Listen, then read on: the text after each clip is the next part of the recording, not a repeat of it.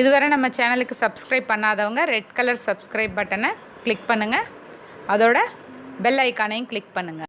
Hi, நாம் இன்றைக்கி வாழைப்பூ பொரியல் எப்படி பண்ணுறதுன்னு பார்க்க போகிறோம். அதுக்கு தேவையான பொருட்கள்: வாழைப்பூ ஒரு பூ இந்த மாதிரி பொடியாக கட் பண்ணி, மோர், கொஞ்சோண்டு உப்பு, தண்ணி 3 கலந்த தண்ணியில் ஊற வச்சுருக்கேன்.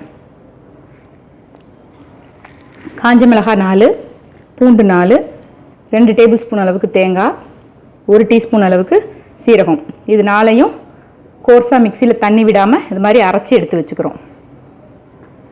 சின்ன வெங்காயம் 1/4 கப், கருவேப்பிலை தேவையான அளவு, 1 டீஸ்பூன் அளவுக்கு கடுகு, உளுந்தம்பருப்பு, உப்பு தேவையான அளவு, எண்ணெய் தேவையான அளவு. வாழைப்பூ எப்படி க்ளீன் பண்ணுறதுன்னு சொல்லிடுறேன். இந்த மாதிரி பூவாக எடுத்துகிட்டு இப்படி கையில் ப்ரெஸ் பண்ணோன்னா இதெல்லாம் மேலே வந்துடும். இதை அப்படியே எடுத்துடணும். இது அப்படி இழுத்திங்கன்னா அப்படி வந்துடும். அப்புறம் அது கீழே இந்த மாதிரி ஸ்கின் மாதிரி இருக்கும், அதையும் ரிமூவ் பண்ணிடணும். இப்படி 4-5 ஒன்றா சேர்த்து இழுத்தோன்னா வெளியில் வந்துடும். அதோடு சேர்த்து இந்த ஸ்கின்னும் வந்துடும், அதையும் எடுத்துடலாம். இப்போது பொடியாக அதை கட் பண்ணிடலாம். 1 டேபிள் ஸ்பூன் அளவுக்கு எண்ணெய் விட்டு எண்ணெய் சூடாகட்டும். தாளிக்கிறதுக்கு எண்ணெய் சூடாகிடுச்சு. எடுத்து வச்சுருக்க கடுகு, உளுந்தை சேர்த்துடலாம்.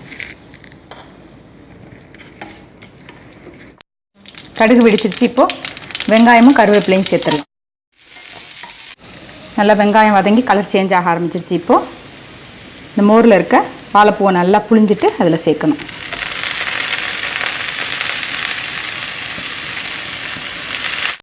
எல்லா பூவையும் புழிஞ்சி அதில் சேர்த்தாச்சு. இப்போது தேவையான அளவு உப்பு சேர்த்து லேசாக தண்ணி தெளித்து மூடி வச்சிடலாம்.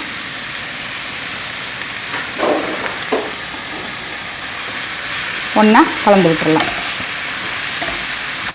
மூடி இதை ஒரு 10 நிமிஷம் வேக வச்சிடலாம். 10 நிமிஷம் ஆயிடுச்சு. நல்லா காய் வெந்துடுச்சு. இப்போது அரைச்சி வச்சுருக்க தேங்காயை சேர்த்துடலாம். தண்ணி சுத்தமாக இல்லாமல் நல்லா ட்ரை பண்ணிக்கணும். இப்போ தேங்காய் சேர்த்துடலாம்.